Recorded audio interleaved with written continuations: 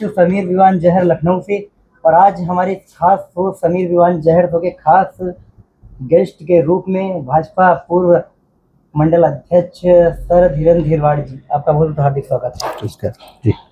तो सर के बारे में बता दूं कि सर श्रीनगर में ऐसा कोई नहीं है जो सर से परिचित ना हो। सर पूर्व मंडल अध्यक्ष हैं और इसमें युवा नेता भारतीय जनता पार्टी के रूप में कार्य कर रहे हैं।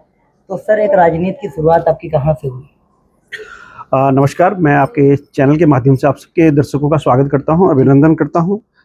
और देखिए, शुरुआत जो है तो कहते हैं ना कि अकेला ही चला था गालिब, लोग जुड़ते गए और कारवां चलता गया, बढ़ता गया। तो ये सफ़र है, सफ़र की शुरुआत अपना हुई है। आप जैसे लोग मित्र मिले हैं, सबने कहा है यार कि कुछ ना कुछ करते रहने की चाह इंसान में होती है, तो फिर स्वाभाविक सी बात है अपना आप ये सारी चीज़ें होती हैं जी। तो सर जैसा कि आपने छात्र राजनीति से शुरुआत करी, कैसा क्या रहा? जैसे बहुत सारे लोग एबीवीपी में जुड़ जाते हैं, शुरू में क्या रहा? देखिए, मैंने एक्चुअली जो अपने कैरियर की पॉलिटिकल कैरियर की जो शुरुआत है मेरी छात्र राजनीति से नहीं हुई है। क्योंकि मैं जब क्लास 11th में था तो मैं उसमें इंडियन आर्मी में चला गया था।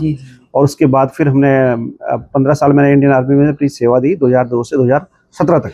उसके बाद फिर मैं अपने घर आया और उसके बाद घर आने के बाद ही फिर अपनी राजनीति की शुरुआत हुई है। जैसा कि सर के बारे में बताऊं, सर पूर्व सैनिक भी रह चुके हैं, सर ने खुद बताया है। तो सर जैसा कि आप आगे की क्या रणनीति है, जैसे आपको श्रीनगर में इतने सारे लोग जानते पहचानते हैं, तो आगे भविष्य में कोई बड़ा चुनाव लड़ने के मूड में है? देखिए, आगे भविष्य किसने देखा, भविष्य क्या करता है, भविष्य में क्या होता है, ये सारी चीज़ें भविष्य को छोड़ देते हैं। लेकिन बहरहाल ऐसा है कि लोगों से जुड़ना, लोगों की अपेक्षाओं पे खरा उतरना, ये अपनी कोशिश रहती है। और चुनाव के लिए कभी सोचा नहीं है कि चुनाव लड़ा जाए, लेकिन समय के हिसाब से सारी चीज़ें होंगी तो देखा जाएगा जी। जैसा कि आप नेता तो हैं ही हैं और समाज सेवी भी है, बहुत अच्छे हैं जी।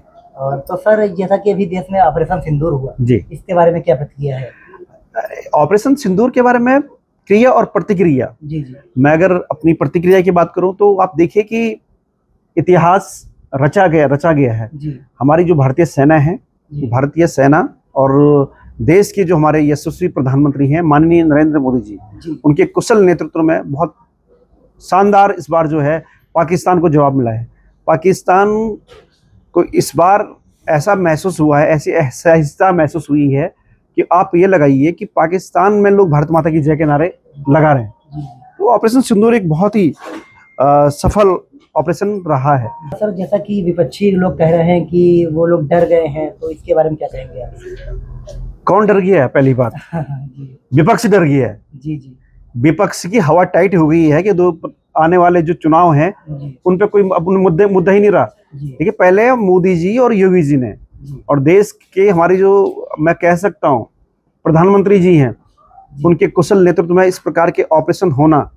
और जब आपको याद होगा पहलगाम में जब हमला हुआ था तो उस हमले में पाकिस्तान ने कहा था, वो पाकिस्तान के जो आतंकवादी भेजे हुए थे उन्होंने कहा था कि हम इन्हें मार रहे हैं, जाके मोदी को बता देना।